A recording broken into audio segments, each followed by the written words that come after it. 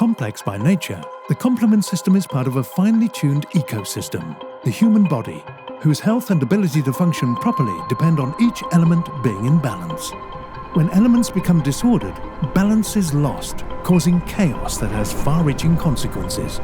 That's what happens in paroxysmal nocturnal hemoglobinuria, or PNH, a rare, acquired, potentially life-threatening hematologic disease that involves the destruction of red blood cells by the complement system. The complement system is an important component of the immune system that consists of 3 pathways.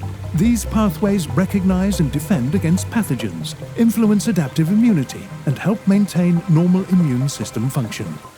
These pathways converge at the level of C3.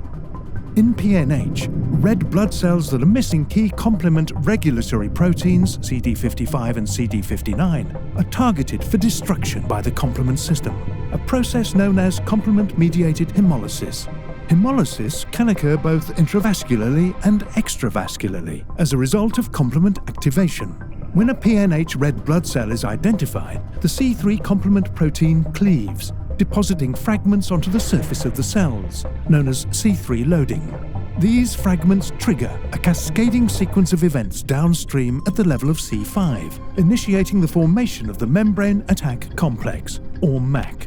The MAC anchors onto and punctures the membrane of PNH red blood cells, causing them to burst in circulation, known as intravascular hemolysis, or IVH.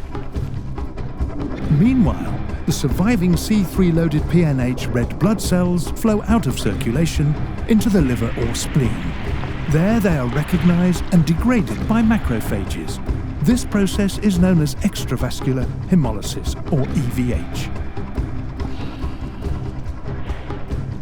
Destruction of red blood cells by EVH and IVH causes increased bone marrow production of red blood cells, or reticulocytosis, and increases the risk of thrombosis. Clinical symptoms including anemia, extreme fatigue, dyspnea, and pain can also manifest, significantly impacting a patient's quality of life. Addressing IVH and EVH may play a significant role in reducing PNH disease activity and help address some of the unmet needs of many people living with PNH.